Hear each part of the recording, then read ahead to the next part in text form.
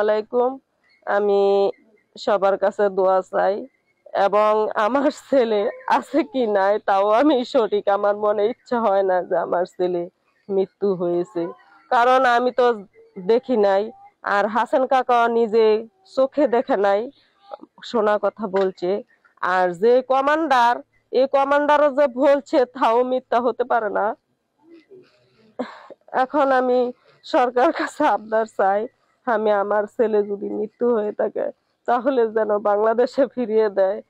আমি সরকারের হাত পায়ে ধরি, আমার কথা যেন রাখে। আমি আমি সরকারের কাছে হাত পায়ে ধরি, আমার ছেলে যেন বেঁচে আসে।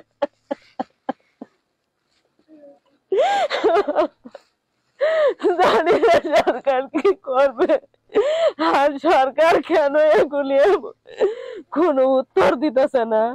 সরকার কেন চেষ্টা করতেছে না, সরকার কেন চেষ্টা করতেছে না, তা আমার কাছে আবদার রইল, সরকার কেন চেষ্টা করে না, সরকার কেন এগুলি দেখতেছে না।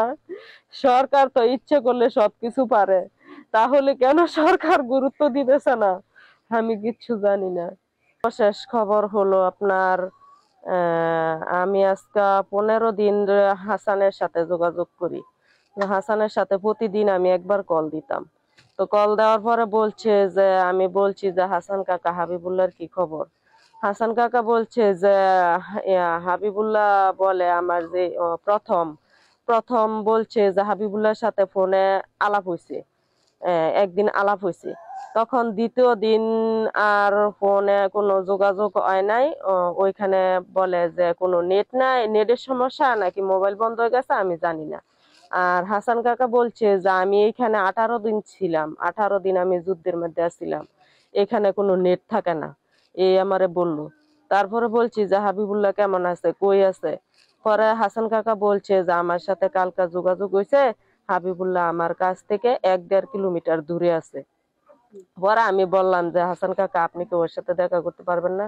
পরে উনি বলছে যে না, আমি কেমনে দেখা করব, উপরের দিকটা খুব রিস্কের ব্যাপার, ওইদিক থেকে বোমা আসে, গুল্ডি আসে, তারপরে মিসাইল আসে, আমি কিভাবে বের হব।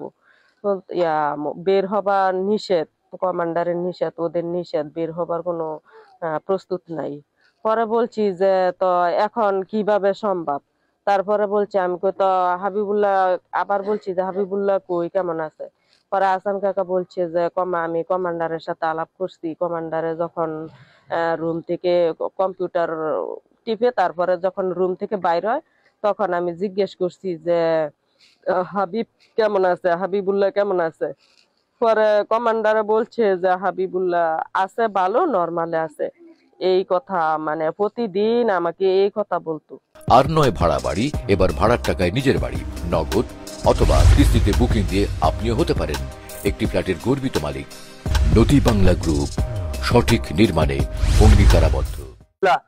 কাল্লা 11টার সময়, কাল্লা 11টার সময় খবর পেয়েছি ছেলে নাই। আমার কাছে বলছে না, মানে আমার বড় ছেলে সৌদিতে, হ্যাঁ আমার বড় ছেলের কাছে ফুললে বলছে, বড় ছেলের কাছে ফুললে বলছে, বড় ছেলের মার কাছে 11টার সময় বলছে। আমিও ভাই, আমার মাদারও ছেলে ভাই, তার কাছে বড় ছেলে বলছে, পরে বড় ছেলে কান্দাকাটি শুরু করছে, আর কোনো কথা কয় না। পরে কইছে যে হাবুল্লাহ মারা গেছে।